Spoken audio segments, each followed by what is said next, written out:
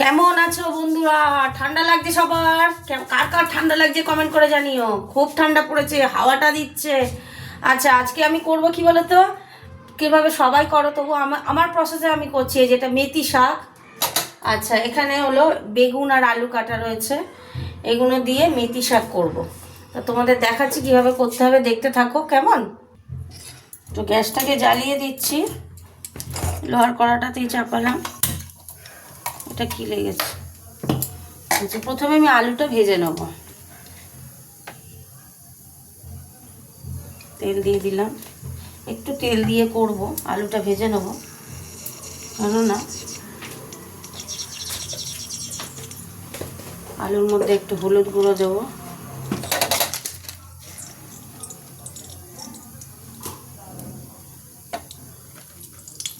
তেলটা গরম হবে তবেই না।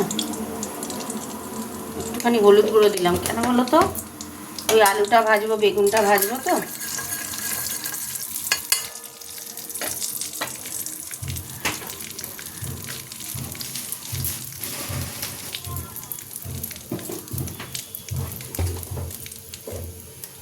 আচ্ছা, শুকনো লঙ্কা দিয়ে দিচ্ছি একটা,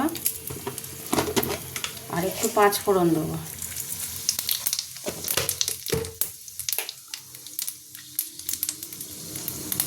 এই তেলেই শাকটা করবো, এই জন্য একেবারে তেলটা দিয়ে দিলাম।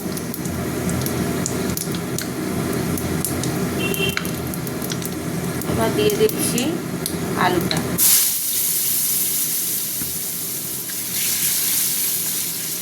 আলুটা একটু ভাজা ভাজা হতে থাক।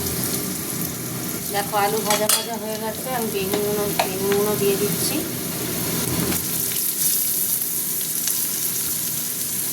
বেগুনটা একটু নরম নরম হবে ভাজা ভাজা।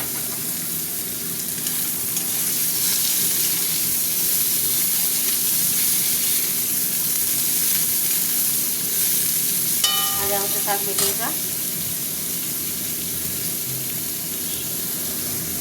আগে হলুদ দিয়ে আলুটা ভেজে নিলাম, তারপরে বেগুনটা দিলাম। এই বেগুনটা একটু নরম হয়ে আসবে। আর এইখানে আমি কি করছি, ওই পোস্তর বড়ি, যেগুলো ছোট্ট ছোট্ট পোস্তর বড়ি, সেই পোস্তর বড়িগুলো একটু ভাজছি, বুঝেছো তো। মেথি শাকের ওপরে ছড়িয়ে দেবো, পোস্তর বড়ি ভাজছি। এই দেখো, পোস্তর বড়ি এই যে ভাজছি ছোট্ট এটাতে মধ্যে। এগুলো পোস্ত দিয়ে বড়ি, বুঝেছো, শুধু পোস্ত দিয়ে বড়ি করা। ভাজা হতে থাক।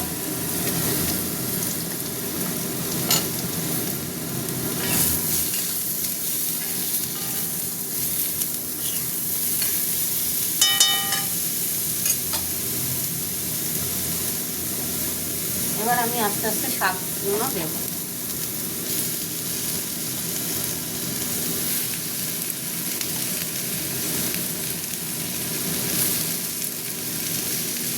উপর দিয়ে একটু নুন ছড়িয়ে দেবো, যাতে শাকটা নরম হয়ে যাবে। অল্প করে নুন দিলাম, শাকে তো বেশি নুন লাগে না, আর দেবো না।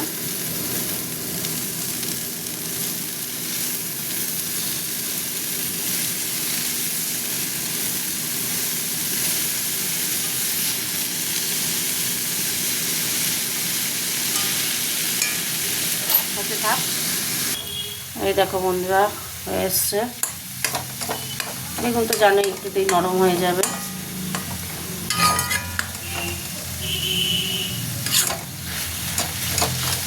মেথি শাক কে কে খেতে ভালোবাসো বলবে, কেমন? কে কে মেথি শাক ভালোবাসো কমেন্ট করে জানাবে বন্ধুরা।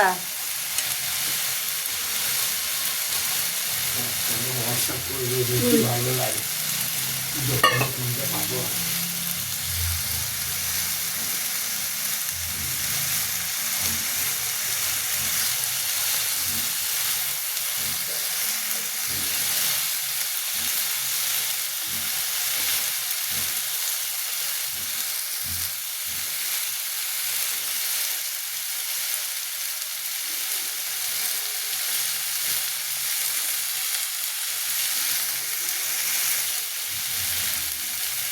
একটু অন্ধকার হয়ে গেল গো, কেন না ক্যামেরাটা, ওই লাইটটা কি হলো,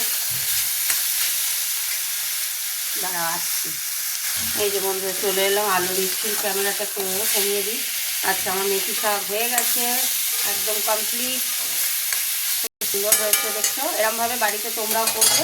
আর আমি বড়িগুলো এই যে ওপর দিয়ে ছড়িয়ে দিলাম, দিয়ে চাপা দিয়ে দিলাম, গ্যাস অফ করে দিলাম। তো বলবে কেমন হয়েছে মেথি শাকটা, ঠিক আছে?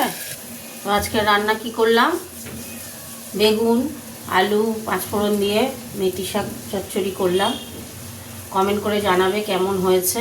হ্যাঁ, তোমরা যদি কমেন্ট করো তাহলে আমিও তোমাদের গিয়ে পরিবারে গিয়ে কমেন্ট করে আসবো। এইভাবেই তো পরিচিতিটা বাড়বে। হ্যাঁ, ভিডিও দেখতে দেখতে কমেন্ট করে রিয়াক্ট দিতে দিতে তবে তো পরিচিতি বাড়বে। আর আমি লাইভ করতে পারি না, কেননা লাইভ করলে কি হয় বলো তো, আমার কোনো অডিয়েন্স থাকে না বলে আমি লাইভে আসি না। অনেক লাইভ করতাম, লাইভে আসতাম, কিন্তু ফেসবুককে তাই জানাচ্ছি যে আমি লাইভ করতে পারছি না, আমার কোনো অডিয়েন্স আসে না। ঠিক আছে, এটাই বলার ছিল। টাটা বন্ধুরা, আবার দেখা হবে কোনো এক রান্নায়। টাটা।